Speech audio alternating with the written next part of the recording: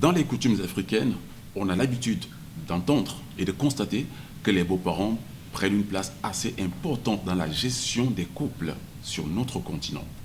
Alors, qu'en pensez-vous exactement? Vous allez certainement nous laisser vos commentaires au bas, bien sûr, de la vidéo que vous avez à l'instant. Et pour répondre donc à cette question, nous avons deux invités avec nous. On les retrouve juste après le jingle.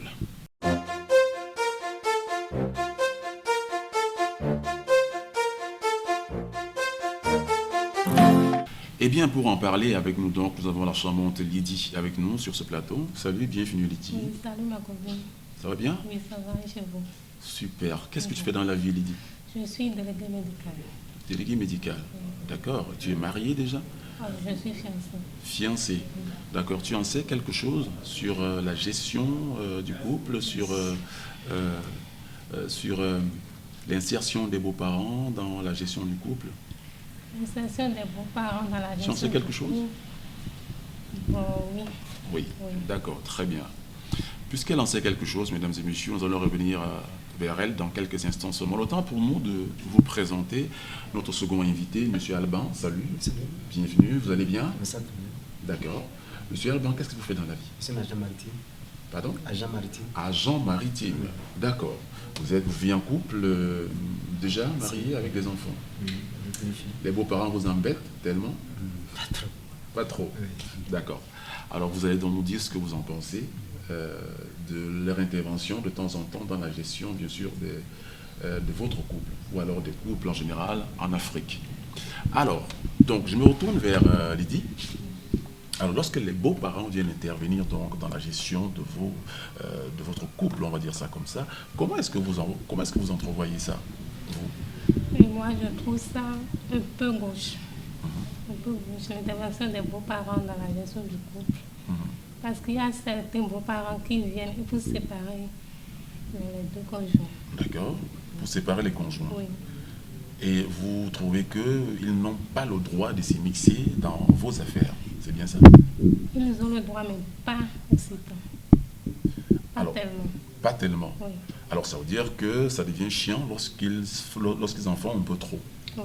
N'est-ce pas? Oui. D'accord. Alors, Monsieur Alban, dites-nous donc, est-ce que vous cautionnez donc lorsque les beaux-parents viennent s'immiscer dans la gestion de votre couple? Vous savez, aujourd'hui, avant de s'engager pour une relation, il faut au moins 3-4 facteurs comme ça. Et le premier, c'est une maturité, j'aurais une maturité physique, une maturité mentale et une maturité spirituelle. Et je veux parler du côté spirituel parce que c'est là que les parents interviennent souvent. Parce que la santé des enfants, et leur fille, c'est eux qui ont élevé leur fille du bas âge jusqu'à ce qu'elle atteigne l'âge de mariage et que toi tu en trouves et tu prends. Donc c'est tellement, ils savent beaucoup de choses sur leur fille. C'est là et ils sont prêts à intervenir peut-être en vous aidant à comprendre ce que c'est leur fille pour que tu n'arrives pas à lui faire des préjugés chaque fois parce que vous vous êtes retrouvés peut-être 3-4 ans où vous êtes mariés. Il est normal que les parents interviennent des fois pour vous montrer le bon chemin et voir qu'est-ce qu'il faut faire ensemble pour que le couple dure. Alors, il est normal, selon M. Alban, que les beaux-parents interviennent de temps en temps. Mais vous, Lydie, vous dites que vous n'êtes pas d'accord que les parents interviennent. Alors, pourquoi vous n'êtes vraiment pas d'accord? Est-ce que c'est la fréquence d'intervention? Est-ce que ça dépend du problème? Et je ne suis pas trop d'accord parce que la fréquence des interventions, il y a par exemple certains parents, la belle-mère par exemple, qui vient et elle dit à son enfant, c'est celle-là qui t'a plu, celle-là n'est pas du tout présentable, un peu quoi. Donc, tout Oui, ça, mais là, est-ce qu'elle dit comme ça? Pour qu'elle intervienne ou alors pour qu'elle le dise, c'est peut-être parce qu'il y a eu un problème à la base, non? et, il ne peut pas avoir de problème à la base. Il suffit de voir simplement la femme en question. Et déjà, les problèmes commencent avec leur enfant d'abord. Et les parents disent, celle-là ne me plaît pas, elle est douce, un peu ça. Quoi. Alors ça, c'est dans le cas où vous n'êtes pas encore en couple ou alors lorsque vous êtes déjà marié? Lorsqu'on est déjà marié aussi. D'accord, ok. C'est-à-dire qu'ils agissent comme si... Comme si Et celle-là, sa tête ne me plaît pas du tout. Elle ne peut pas rester avec toi. Tu peux la laisser prendre une autre femme, un peu de tout. C'est un peu ça. Alors moi je me dis, à la base il doit y avoir un problème pour qu'un parent se comporte comme ça, pour qu'un parent ait bien sûr ces arguments-là, il doit y avoir un problème à la base. Est-ce que toi la femme, tu ne te reproches de rien? Est-ce que tu penses que tu es peut-être à leurs yeux la femme parfaite? Oui, je peux être à leurs yeux la femme parfaite ou pas, mais il y a d'autres qui s'en prennent de l'ancien temps, quoi. Ils se disent, mes parents avaient des problèmes avec ces gens, enfin, ces parents.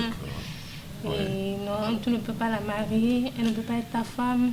Elle est méchante dans cette famille, ce n'est pas une bonne famille. Vous voyez ce que je dis, non? D'accord.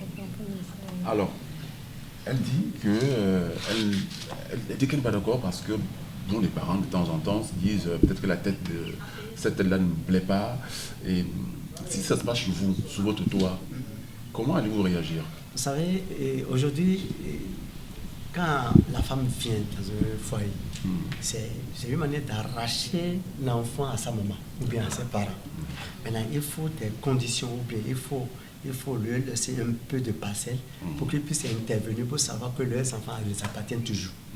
Maintenant, si vous tentez de rompre cette lien, c'est là le problème commence.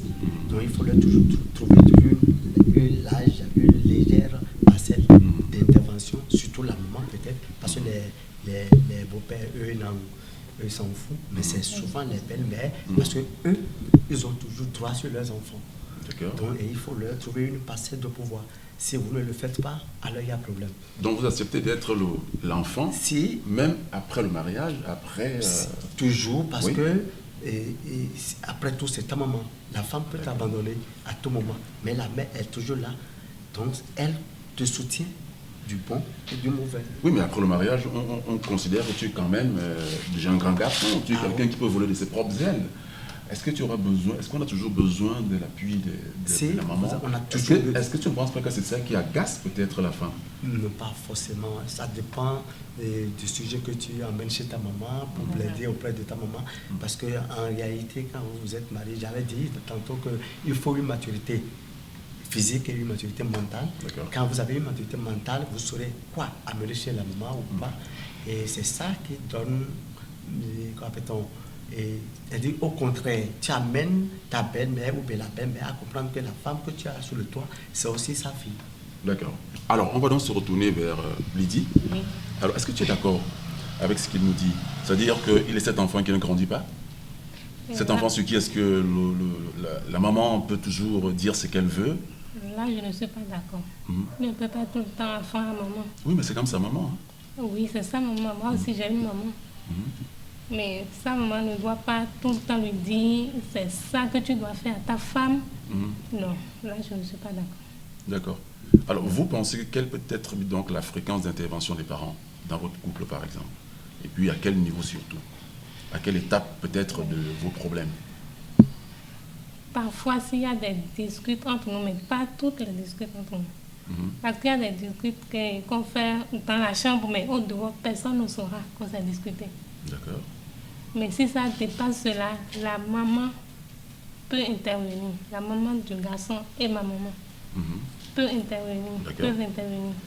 Mais si ça dépasse cela, et si je dois faire quelque chose dans la chambre, et c'est sa maman qui doit me le dire d'abord, non. Là, je ne suis pas d'accord. Là, tu n'es pas d'accord? Non. D'accord. Je ne suis pas d'accord. Alors, vous êtes d'accord avec elle? En fait, en réalité, quand vous êtes un homme, vous n'allez pas tout exposer à la maman de dehors. Là où je suis pour que les beaux-parents interviennent à chaque fois, c'est dit, vous savez, on ne finit pas de grandir. Il y a des choses qui vont vous échapper. Et c'est là que les parents interviennent. Et les parents ne peuvent pas intervenir dans la nutrition dedans et dans les problèmes conjugaux, c'est-à-dire... Oui, moi j'appelle ça des interventions toxiques. Voilà.